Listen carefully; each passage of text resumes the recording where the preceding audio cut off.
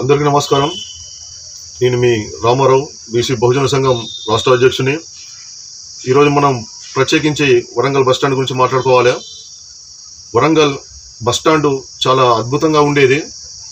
ఆ మంచిగా ఉన్న బస్టాండును కూల్చివేసి ఒక 72-75 కోట్ల రూపాయలు కొత్త బస్టాండు నిర్మాణానికి ఖర్చు పెడతామని చెప్పి 30-40 ఫీట్ల లోతు తీసి, ఒక 2 ఎకరాల స్థలంలో 30-40 ఫీట్ల లోతు తీసి ఒక 3 సంవత్సరాల నుంచి దాన్ని కట్టడానికి ప్రయత్నం చేస్తాను.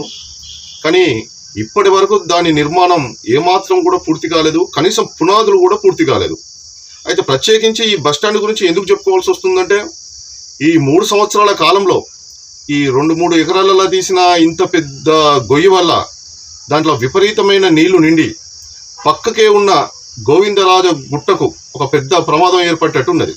ఎందుకంటే ఈ బస్టాండు ఆ గొయ్యికి అదొక చిన్నపాటి చెరువును తలపిస్తూ ఉంటుంది వర్షాకాలంలో. ఈ గోవిందరాజుల గుట్ట ఆ బస్టాండు గొయ్యికి అత్యంత సమీపంలో, కేవలం ఒక 30-35 ఫీట్ల దూరంలోనే ఉంటుంది. అంత పెద్ద గోవిందరాజుల గుట్ట ఇంత పెద్ద గొయ్యి వల్ల అది కృంగిపోయి దాని కొండ చర్యలు విరిగిపోయే అవకాశం ఉన్నది. ఒకవేళ ఆ కొండ చర్యలు దాని మీద ఉన్న రాళ్ళు కనుక విరిగి పడితే ఆ చుట్టుపక్కల నివసించే ప్రజలకు ఒక అపారమైన జన నష్టం కలిగే ఛాన్స్ ఉన్నది. ఆ గుట్ట చుట్టుపక్కల మన హిందూ బహుజనులే, మన క్రైస్తవులే నివసిస్తూ ఉంటారు. వాళ్ళందరూ సామరస్యంతో ఎంతో కలిసిమెలిసి, మన హిందువులు, క్రిస్టియన్లు అక్కడ పక్కకే ఉన్న కూరగాయల మార్కెట్లో చిన్న చిన్న పనులు చేసుకుంటూ, కూలి పనులు చేసుకుంటూ, కూరగాయలు అమ్ముకుంటూ వాళ్ళు సఖ్యతగా నివసిస్తారు. గోవిందరాజుల గుట్ట జాతర అప్పుడు మన హిందువులు, క్రైస్తవులు కలిసిమెలిసి పని చేసుకుంటూ ఉంటారు. వీళ్ళ ఫంక్షన్లకు వాళ్ళు, వాళ్ళ ఫంక్షన్లకు వీళ్ళు, అందరూ సోదర భావంతో అక్కడ జీవిస్తూ ఉంటారు. ఇకపోతే ఈ బస్టాండ్ కోసం తీసిన ఈ చెరువు లాంటి గొయ్యి వల్ల వర్షాకాలంలో, పోయిన సంవత్సరం వర్షాకాలంలో విపరీతమైన నీళ్లు నిండి అక్కడ పెద్ద ట్రాఫిక్ జామ్ ఏర్పడి అక్కడ కనీసం పాదచారులు కూడా నడవలేని పరిస్థితి ఏర్పడేది. ఇక ట్రాఫిక్ సమస్యలు మీకు చెప్పవలసినవి కాదు. బస్టాండ్ లేకపోయేసరికి అక్కడ ఇతర జిల్లాలకు, ఇతర ఊర్లకు వరంగల్ నుంచి బయలుదేరే విద్యార్థులు అయితేంది, మహిళలు అయితేంది, ముసలివారు అయితేంది, వాళ్ళకు కనీస అవసరాలు లేక ఎండాకాలం ఇబ్బంది, వాళ్ళకు వర్షాకాలం ఇబ్బంది. ఉగాండా లాంటి, దక్షిణాఫ్రికా లాంటి అత్యంత పేద దేశాలలో కూడా 3 సంవత్సరాల తరబడి ఏ బస్టాండ్ కట్టలే. కానీ 3 సంవత్సరాలు దాటినా కూడా వరంగల్ బస్టాండ్ మాత్రం ఇంకా పునాది కానే ఉన్నది. ఇక అది ఎప్పుడు బస్టాండ్ నిర్మాణం అవుతుందో, ఎప్పుడు దాంట్లో బస్సులు నడుస్తాయో. ఇప్పటికే ఉచిత హామీల వల్ల ప్రజలు ఎంతో ఇబ్బందులు పడతారు. ఇంతకుముందున్న గవర్నమెంటు, ఇప్పుడున్న గవర్నమెంటు వాళ్ళ అతి తెలివితేటల వల్ల బస్టాండ్ ఆస్తులను ఈ షాపింగ్ మాల్గా చేస్తుంది. బస్టాండ్కు సంబంధించిన వరంగల్లోనే ఒక హంటర్ రోడ్లో బస్టాండ్ టైర్ రీట్రేడింగ్ బాపతి ఉంటే దాన్ని ఒక ఫంక్షన్ హాల్ చేశారు. ఇది ఆర్టీసీకి సంబంధించిన ఆస్తుల దోపిడిగానే కనబడుతుంది. ప్రభుత్వాలు మారినా కూడా దోపిడీ పద్ధతులు అయితే మారతలేవు. ఇక్కడ ఈ అధికారులు, కాంట్రాక్టులు, రాజకీయ నాయకులు వీళ్ళంతా అలసత్వం వల్ల, వీళ్ళ అవినీతి వల్ల, వీళ్ళ కుటిల రాజకీయాల వల్ల అక్కడ నివసించే ప్రజలకు దినదిన గండం నూరేలాసినట్టయింది. ఈ చెరువు లాంటి బస్టాండ్ గొయ్యి వల్ల ఎప్పుడు ఆ గోవిందరాజుల గుట్టకు ప్రమాదం ఏర్పడేది తెలియదు. ఎంతో మంది ఇంజనీర్లు కూడా ఆ విషయాన్ని పత్రికల్లో వ్యాసాలు రాసిళ్ళు.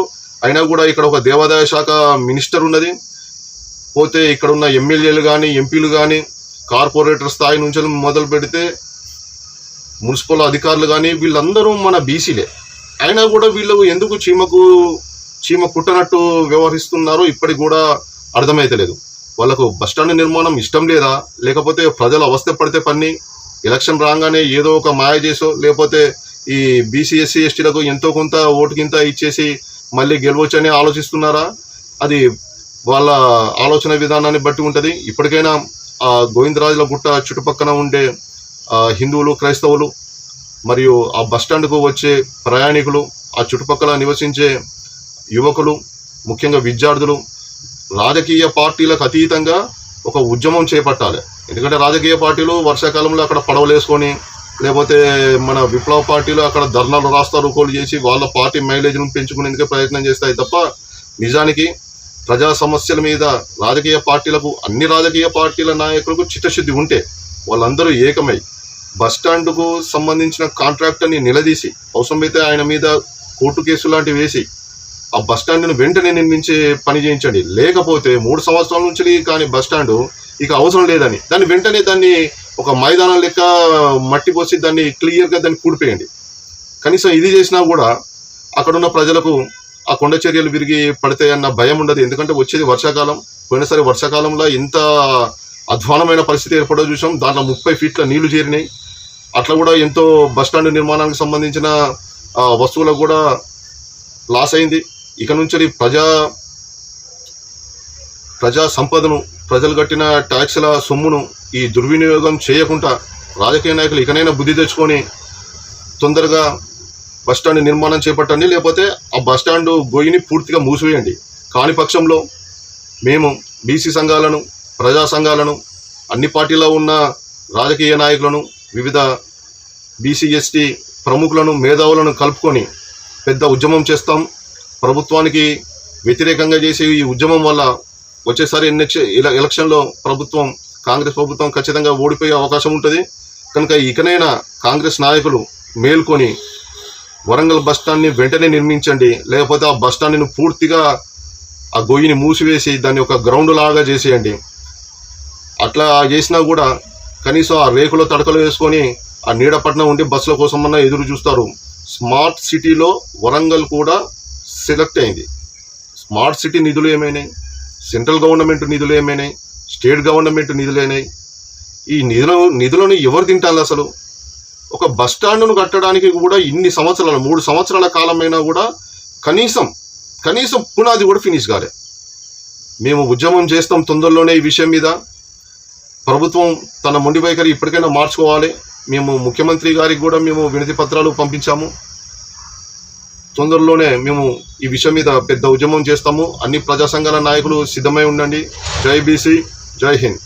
నా పేరు చింతం రాజేశ్వర్, బీసీ బహుజన సంఘం నాయకుడిని. ఇప్పుడు మనం చర్చించే విషయం ఏంటంటే వరంగల్ బస్టాండ్ గురించి. వరంగల్ ప్రాంతంలో అత్యంత రద్దీగా ఉండే ఏరియా ఏదైనా ఉన్నది అంటే అది వరంగల్ బస్టాండ్ అండ్ కూరగాయల మార్కెట్. విపరీతమైన రద్దీ ఉన్నదంటే వరంగల్లో ఈ ఏరియాలనే. ఒక 3 సంవత్సరాల క్రితం కొత్త బస్టాండ్ నిర్మాణం పేరు మీద ఒక 30-40 ఫీట్ల లోతుగా తవ్విళ్ళు. ఇప్పటి వరకు కూడా దాని కార్యరూపం దాల్చలేదు, పునాది లెవెల్నే ఉన్నది.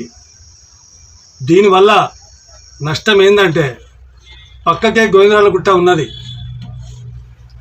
అది గోవిందరాళ్ళగుట్ట దశకే అవకాశం ఉన్నది. ఇంతకుముందు ఒక సర్వేలో ఇంజనీర్లు కూడా వాళ్ళ యొక్క ఉద్దేశం వ్యక్తపరిచిళ్ళు. ఆ గోవిందరాళ్ళగుట్ట కూలితే మాత్రం వందలాది మంది ప్రాణాలు పోతాయి. మీ యొక్క రాజకీయ మనుగడ కోసం, మీ రాజకీయ ఒక లబ్ధి కోసం ఇదంతా జరుగుతుందని నేను భావిస్తున్నా. గతంలో నేను ఆర్టీసీ డ్రైవర్గా పనిచేసిన అనుభవం నాకు ఉన్నది కాబట్టి నేను దీని గురించి చెప్తాను. బస్టాండ్లు పాలిష్ బండతో కట్టవలసిన అవసరం లేదు. మహారాష్ట్రలో చూడండి, అసలు బస్టాండ్ రెగ్యులర్ బస్టాండ్లే ఉంటాయి. ఎందుకంటే బస్టాండ్ వచ్చే వ్యక్తి బస్సు ఎక్కడానికి వస్తాడు.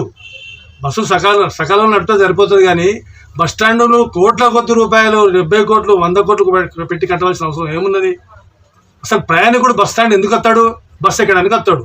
టాయిలెట్స్ తదితర వసతులు ఉంటే సరిపోతుంది. అయితే సరే, అయినా 72 కోట్లు పెట్టి అప్పుడు టీఆర్ఎస్ గవర్నమెంట్ బస్టాండ్ నిర్మించడానికి సిద్ధపడేది. ఓకే, పెట్టాలి. కానీ 3 సంవత్సరాల మరి పక్కకే ఉన్న గోవిందరాళ్ళగుట్ట కూలిపోయే అవకాశం ఉన్నది. మనం ఎన్నో చూస్తున్నాము.